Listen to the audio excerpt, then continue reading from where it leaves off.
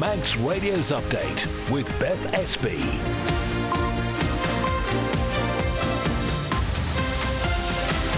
Well, Fastamai, good evening. Welcome to Update here on Manx Radio FM. It's how you keep up to date with all the skeet in under 30 minutes. So coming up before 5:30, a former health minister describes an horrific reduction in service level for the people of the Isle of Man.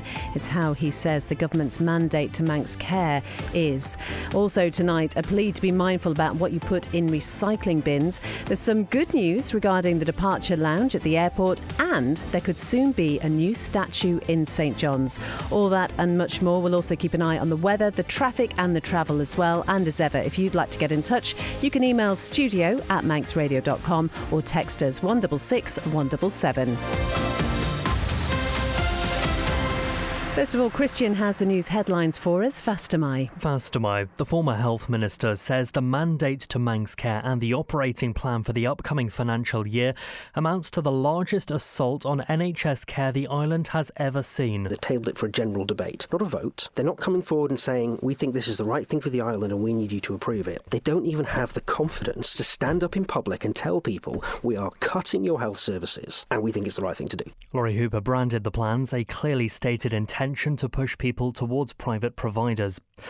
Meanwhile, Douglas East MHK Jenny Farragher is calling for face-to-face parentcraft sessions for expectant mothers to be reinstated. This is to do with cost cutting because there is no other reason that they would have done this otherwise. Pregnant women still aren't being offered any additional support despite assurances from the health minister that new online resources would be available by early February. The president of Tynwald has submitted proposals to install a new statue of King Orry in St John's next to Tynwald Hill. The illuminated sculpture would stand just under 3 metres tall and 1.8 metres wide. And the Isle of Man Airport is set for a major departure lounge upgrade. The improvements include new seating, charging points and better accessibility. In the latest international news, the Russian ambassador to the UK, Andrei Kalin, has accused the UK, France and other European nations of not wanting to end the war in Ukraine. It comes as Downing Street's committed to more advanced drones for Ukraine, while leaders gather in Brussels for an emergency summit.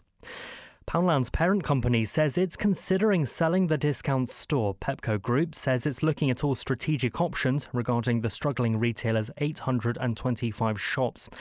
And the 1975 Neil Young, 5-time Brit Award winner Charlie XCX and Olivia Rodrigo have been announced as headliners for this year's Glastonbury.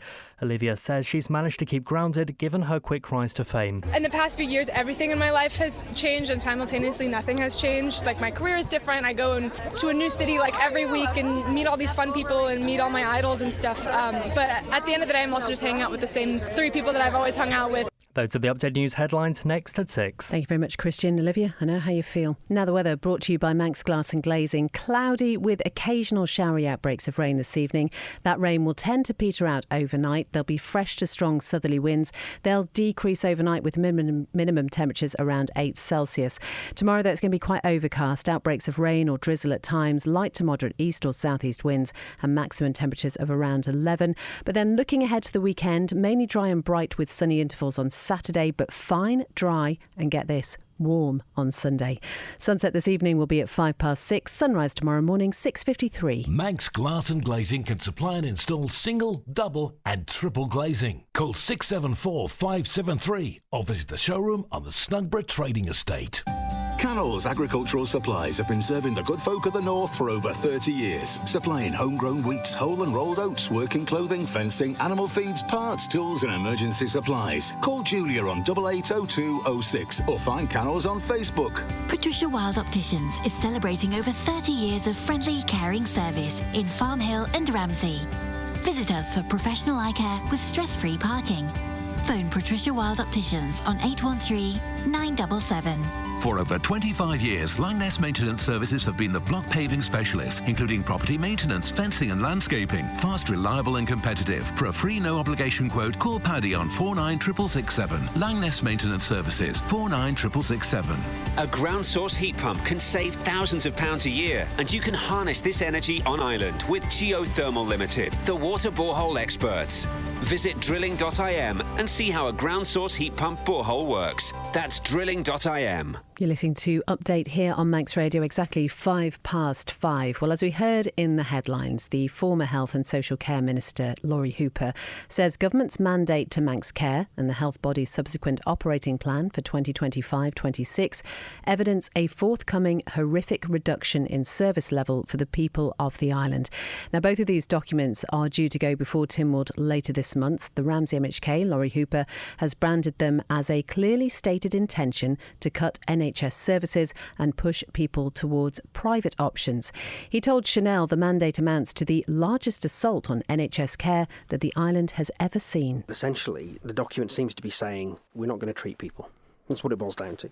So one example of that is early doors in the mandate. One of the objectives that the department has set is that waiting times at A&E won't get any worse. They're not going to get better, so you can throw that out the window, but they're not going to get worse. That's their aim for the year. It's quite a low bar. When you read further into the document, though, Manx Care acknowledge that they may not be able to achieve that because when you delay treating patients, there is a good chance those patients will then need to be treated in the emergency department. And that's in there in black and white. Read it for yourself. It's in that document that says, I'm really sorry, but we're not going to treat people. We're going to delay treatment, which means they might get so ill that they need to go to A&E, and that's going to affect our A&E wait times. It is an unbelievable document. Wouldn't you have been able to do a bit more if you were still in power as a minister, as opposed to resigning and then shouting about it? So the problem with being a minister in the Council of Ministers is you are one voice. And I raised all of these issues and concerns around that table. And the problem was the support wasn't in the room. The support wasn't there. And so ultimately, it was always going to come down to a decision where Council of Ministers would have said, you either do this or you resign. So like you say, I hoped that being in the room would give me the influence and the ability to bring them round. But that didn't happen. And that's ultimately what tipped me over the edge. I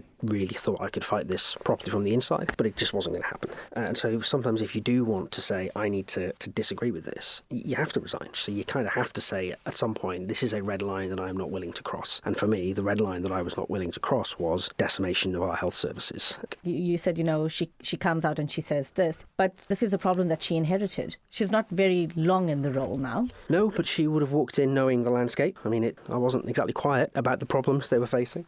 And she would have had exactly the same decision to make that I did, which was, do I agree with this or not? Now, she has two choices. She either says, yes, I agree with this and I'm willing to be the one that pushes this through, or she says, I'm not willing to do this, and you stand up and say, I'm going to resign. And ultimately, if the government can't find someone who's willing to do this, they would have to change their approach, because somebody has to be responsible for it. You have a minister that has stood up and said, this is the right thing to do. And you have that document that essentially is going to be doing things like reducing the level of beds available, reducing service levels that exist on the island. The whole thing is it's unbelievable, actually. That's Ramsey MHK, Laurie Hooper. So we did ask the Department of Health and Social Care if they wanted to comment about Mr Hooper's remarks. We haven't heard back specifically about those yet, but we are due to speak to the Health Minister, Claire Christian, on Monday, so we'll bring you more on that then. 8 minutes past 5, the Chief Minister's described failed plans to extract natural gas from the island's seabed as 6 years of wasted energy. Alfred Cannon says he's disappointed that Kroger didn't get to the stage of carrying out a 3D seismic survey and drilling an appraisal well. Last week, the company's licence to do the work expired. Mr Cannon says he believes any future discussions over exploiting the potential energy source will be a matter for the next administration. I'm disappointed that it hasn't happened for whatever reasons. I feel that it has been 6 years of wasted energy in many respects, and no pun intended. And, we now need to figure out how and when and where to move forward if the government and the island wants to try and take this opportunity to another stage. There's been various comments made from both sides. I think that the opportunity that was there was lost in the very early years. And, of course, COVID did get in the way to some degree. But that early opportunity in terms of that initial signing of the contract, the requirements that were laid out, the opportunity to get on and do the 3D seismic survey, I think the contract as was written at the time did indicate how this could all be achieved in terms of the existing legislation. And over the last years or so, 3 years or so, things have changed. Kroger have changed their requirements or view in terms of how the licence should have been put together, have sought changes to that licence, and obviously the Orsted project has developed at a great pace, and so that a lot of this has caused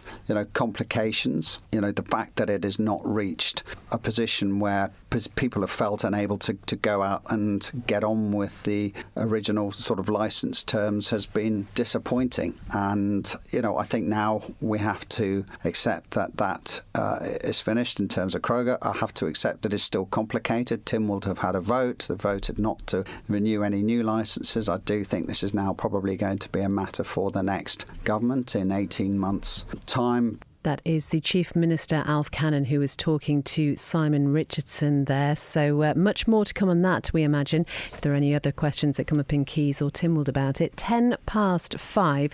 OK, let's talk to you now about something that we found out about first thing this morning, and that was a new statue that could soon be installed next to Tynwald Hill in St John's. It'll honour one of the Isle of Man's most significant historical figures. No, not John Moss. Christian is with us now. Let's quickly go over the details of this, Christian. So who is it? Yeah, so, it's King Ori, and the president of Tynwald, Lawrence Skelly, has submitted the planning application for a bronze statue of King Ori. If it's approved, it will stand just under 3 metres tall, so fairly large, and the current mock-up is effectively of an outstretched arm with his sword sheathed. And there's a photograph of this on the Manx Radio website. Yes, there is. It's the current concept art, as per se. OK, so King Ori, a big name in Manx history. What is the specific significance of this, I guess? Well, I mean, exactly like you say, he is actually a very significant figure. He's credited with introducing the island's legal system, and his arrival is actually seen as the starting point of Manx history as we know it. The statue will sit on a plinth with inscriptions in Manx, English and also runes, alongside a plaque explaining his role, drawing from the Chronicles of the Kings of Man and the Isles. So here's a big question then, Christian. Who's paying for it? Well, it's actually being privately funded, though the cost hasn't been disclosed yet. The statue is being created by local artists Stephanie Quell-Jackson and also Darren Jackson. And if all goes to plan, it actually could be in place for Tynwald Day this year. So that could be very good news for St John's. And speaking of good news, stay with us, Christian, because if you're flying from the Isle of Man airport soon, you might notice some changes in the departure lounge. Work is set to start next week. Christian, what can you tell us about this project? Yeah, I mean, the airport has announced a series of upgrades aimed at improving passenger comfort and accessibility. Over the next month and a half or so, we're going to start seeing new seating, high-top work bars with charging points, better facilities for passengers with reduced mobility too. And we know that this is something that people have been calling for. We've seen photographs on social media with people criticising it. So this is going to be seen as a very good piece of news. I understand there's a bit of a reshuffle with the food and drink options as well. Yep, that's right. The current bar will be turned into an expanded Costa Coffee, and the existing Costa space will actually become a new bar, and that'll feature locally sourced drinks and snacks. So it all sounds very promising. Do we know if it's going to cause much disruption? Well, the airport does say it's working to keep things running as smoothly as possible, but naturally space will be limited, so passengers are being advised not to enter the departure lounge more than 2 hours before their flight. The upgrades are expected to be completed by kind of mid-April time. There are further improvements planned later in the year though. Wonderful. Christian, thank you very much indeed, and as ever you can find out more about all these stories at manxradio.com. Manx Radio Travel, driven by Quayside Tyres and Service Centre. Well, nothing to report on the police pages this evening, so hopefully all okay out and about. If you do spot anything, 166 177, or you can email studio@manxradio.com. Speaking of the airport, all looking good down there.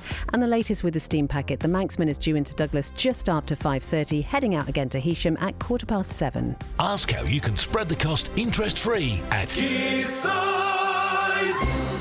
It's coming up to 5:15. Now, a Douglas East MHK has called for the decision to stop face-to-face parent craft sessions for expectant mothers on the Isle of Man to be reversed. You heard about this first on the programme yesterday. Now, we know that they're still not being offered any additional support from the Health Service, despite a pledge from the DHSC Minister that new online resources would be available from last month. Joni Farragher says she believes the decision to remove in-person sessions is a cost-cutting measure, despite being told otherwise. It is often stated stated that it isn't about cost. I think it is my view of this situation, and I think many other people's view, that this is to do with cost cutting, because there is no other reason that they would have done this otherwise. And if there is a reason, then why don't they tell us what that reason is? Because the feedback does not show that people actually wanted video sessions. The feedback doesn't show that. So that is what I was told that the feedback showed, but it isn't what the feedback shows. So why else have they made that decision? Maybe if they can give us that explanation, then we can see that this isn't a cost cutting. But as far as I'm concerned, at this point, that's very much what this is. Potentially, do you think this is something that actually could end up costing the health service more in the long term? 100%, yes. The combination of not having the social classes, not having the in-person classes, and not having a community team, I think will lead to more babies not thriving. That is based on medical stats. That is based on information that I've received from staff members as well. And having to hospitalise babies because they're not thriving is obviously going to cost an awful lot more than just running the classes and just having another couple of community midwives, so that we can increase those home visits, which are absolutely vital, in particular to people who are vulnerable and struggling. We were approached by expectant parents who were very concerned about this. We know that you've raised questions. What would be your next step from here? I guess this isn't going to be a subject that you're just going to leave alone now. You want to see real change here. Absolutely. I just don't think that we can, in all good conscience, allow this to go ahead. I've got my written question in when I get the response to that. I'm really grateful that you shared the FOI response with me as well, so I can see the feedback. It very much seems to me that the information that we were given in the House of Keys wasn't accurate, wasn't up to date, and needed to be checked through before it was cited. There's definite grounds for following this up and finding out more information. The bottom line is we need to get those parent in-person classes back, and we need to get more home visits. That is the East Douglas MHK Joni Farragher who was talking to Tessa there. You can find the FOI she referred to, which was submitted by Manx Radio, on our website. We have also invited the DHSC Minister Claire Christian and Manx Care to respond. It's coming up to 17 minutes past 5. Now, the Isle of Man's approach to tuition fees generally makes higher education cheaper and more accessible than for those in the UK, but the maintenance grant threshold has not kept pace with inflation. Now, these are the findings of a new report published by the Public Accounts Committee, which says this is likely to make higher education unaffordable, even if topped up by the student working part-time. Siobhan has been taking a look at this report. She's with me now. Siobhan, what did the committee conclude then? So they say that the Student Awards Scheme needs to demonstrate that it provides value for money. Around £10 million is spent every year supporting Manx students through higher education. The committee says that the fewer the number of graduates who return to work on the island following the completion of their studies, the lower the return on that investment is being made. It added that this is not currently possible to ascertain whether resourcing is focused into the right areas with the most positive impact, and this all needs to be addressed. So then what does the picture currently look like for Manx students? So for full-time undergraduate and postgraduate study, where the student resides away from the island, the department may make a means-tested grant of a maximum of £6,750 for tuition fees and £8,100 for maintenance each year, and a further £2,500 towards tuition fees can be taken as a loan. That means that the grant and the loan together totals £9,250, which is the annual tuition fee charged for English or Welsh students for most courses, and that's usually available for no longer than 4 years. But the eligibility for a maintenance grant is the big question here. The maximum grant of £8,100 or £8,640 for London is available where net income does not exceed about £21,500, and the grant amount available reduces on a sliding scale. The PAC says, we believe this means that the threshold for a full maintenance grant is too low. So Siobhan, you mentioned the committee has made a number of recommendations. Can you tell us what they are? Yeah, so there are 13 recommendations in total for Tynwald to approve next month. I'm going to save you hearing them all in full. They're online now at manxradio.com, but they do say that the minimum income threshold at which a full maintenance grant will be awarded should be uplifted to at least £30,388, and the threshold should then be adjusted annually in line with inflation. They say that the Department of Education, Sport and Culture should work with Treasury to ensure that a formal investigation and debt collection process for maximising recovery of student loan debt is in place, and that the department should review support for full-time distance learning courses and those undertaking full-time study at University College Isle of Man, with a view to providing support equivalent equivalent, accepting a proportion for travel costs to those undertaking full-time study elsewhere. Siobhan, thank you very much indeed. The full report and its recommendations will be debated at next month's sitting of Tynwald, as Siobhan said there, and you can find the full story as always at manxradio.com. Coming up to 5:20, Douglas Council says it's trying to keep its staff safe by asking residents not to put sharp items in the recycling. Now, there have been a number of instances of knives being found in curbside boxes, which have been reported on social media by the local authority, saying it's putting employees in danger. Chair of the Environmental Services Committee, Falk Horning, says it's not a regular occurrence and believes people are trying to do the right thing by recycling their rubbish. He's been talking to local Democracy reporter Emma Draper. It is a quite uncommon occurrence, but of course, every time that happens, our recycling collection operatives are in danger of getting cut, and also the people that process the recyclables at the council's waste transfer station could get cut. So it's really important that this happens as little as possible. When our recycling operatives collect the boxes from households, they have very little time to sort through the boxes. They are in a very tight time schedule. So they have to act very fast. So we can't have any sharp objects in those boxes. Another example is broken glass. In the recycling boxes, they can't be taken. They have to be really either be put in the normal bin or brought to the civic amenity site, but they can't be put in the recycling boxes. Why is it such a problem? Because the collection staff, they have to sort it by hand. And while they wear gloves, sharp knives would probably slice through them. And we don't want any injuries. So it's really because the council wants to ensure the safety of its staff. And while I think that the concerned households probably had the best intentions, they just wanted to recycle as much as possible, they didn't particularly think that far in this instance. And when instances occur, this will also be communicated by the collection operatives directly to the concerned household. So they will either knock on the door or leave a printed card. But of course, we want to really minimize the potential of occurrences like that in the first instance. Is the council or your committee putting forward any measures to protect its staff if knives are found?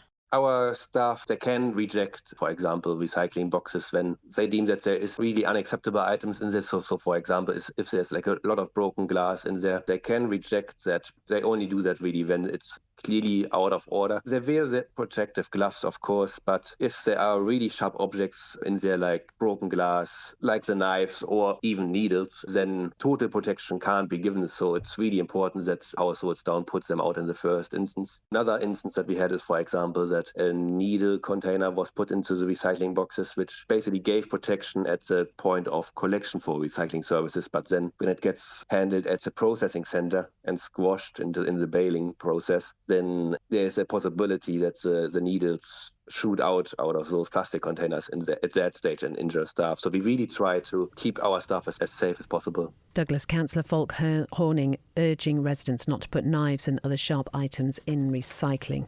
Now, the team behind the Manx Viking project is on the lookout for funding and volunteers as it works to create a new cultural hub celebrating Manx heritage.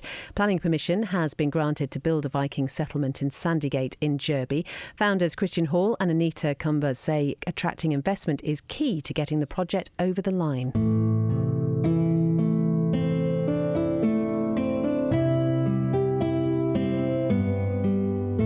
What are we doing to celebrate our Norse heritage, and why shouldn't we do something ourselves about it if nobody else is? And just built from there, very fortunate to gain 6 acres of land in 2020 and put the planning in for it, which was unanimously approved by the committee. And we're now in the early stages of building the first Viking settlement on the island in 1,000 years. So the main goals for me are to create a cultural community hub that celebrates our heritage, that people can come to. It'll be open in a variety of different ways, from like open days and weekends to just being there, just being somewhere that people can just pull into and get a cup of coffee, sit in the longhouse around the fire and have a chat amongst themselves. Or there may be a school trip in there, or there may be a craft fair going on or something like that. So it's a multi-use site, just being there available, even if it's just a couple of people walking on site with a storyteller leading them around the site, going to the stave church and speaking about Norse mythology, and going out to the farmstead in the back field. It can be used in so many ways. We're going to have a permaculture centre there as well, which will hopefully be providing all of the food ingredients that are required for the Viking kitchen on site. so that we can teach people about how to, rather than have their astroturf garden and everything prim and proper, they can actually have a garden that works for them and works for nature as well at the same time in the environment. And for me, it's children. It's all about the children and getting them involved. Any sort of able child, any child at all, any family at any point, I just hope that they'll be able to go and experience some of this, and we can get them building and making and enjoying and sitting around a fire, enjoying outdoors. That's kind of the dream for me. I want it just to be full of kids all the time. Although the project is going to be very organic, we're using recycled materials and so on and so forth, there's still a financial element to it. There's some things that we can't beg, borrow and steal off the land. So we're always actively looking for funding. This will speed up the project massively. It sounds so exciting. That is Christian and Anita from the Manx Viking project talking about the plans to create that settlement in Jurby. Find out more, as ever, at manxradio.com in our good news section. Darren Timpson, you could be a Viking, I reckon. What do you think? Of course. Yeah, OK. Let's sport first, though. Yeah, good evening. TT legend Joey Dunlop is set to be celebrated this year in Northern Ireland. The achievements of the King of the Road will be remembered in Ballymoney on Saturday, May 24th. The Joey 25 celebration will be held in his hometown a quarter of a century since his passing and will be hosted by the Causeway Coast and Glens Borough Council. Multiple World Superbike champions Carl Fogarty and Jonathan Rea will headline a star-studded lineup of 25 riders who will be in attendance to celebrate the life of the 26-time TT winner. The Isle of Man Darts Festival begins tonight. Players from England, Europe and the United States will join the island's best for 12 different competitions. The men and women's Masters event will kick off the tournament at 8 o'clock this evening. Action continues tomorrow with the classic competitions kicking off at 1 p.m. The evening session will then see the open mixed triples and disabled classic competition begin. A busy Saturday begins at 10:30 a.m. with play in the main men's open. The women's competition begins a half an hour later with the youth and disabled open events rounding out the day's competition. The 4-day festival comes to a close on Saturday when the men and women's pairs in the morning, and the grand finals bring the weekend to a conclusion at 2:30 p.m. Entry to the session is free of charge. And in netball, the Island's under-17s have been playing in Europe's Netball Belfast tournament. They are in action today against Gibraltar and unfortunately lost by 10 points. This was their second defeat of the tournament after a 40-20 loss to France in the first game. However, they are back in action tomorrow and will be hoping to pick up a win against Switzerland. Thank you very much indeed, Darren. Well, that is all from Update tonight. Thank you very much indeed for your company. As ever, go to our website this evening for the very latest. If you'd like to comment on any of the stories we've been talking about, you can head over to our social media pages as well. Do stay tuned to Manx Radio, though, because coming up next, it's the Archive Room with Judith Lay. And tonight, we're going to hear why every day on the Isle of Man is a holiday, and also hearing about holiday knickers to your knees. So stay tuned for that one. After that, Chris Kinley with his own knickers. I don't know why I said that. He's got greatest hits at 6, a little light music with Morris Powell at 9, and then Ree is with you from 10 with After Hours. I'll leave it there. Take care. Speak to you tomorrow.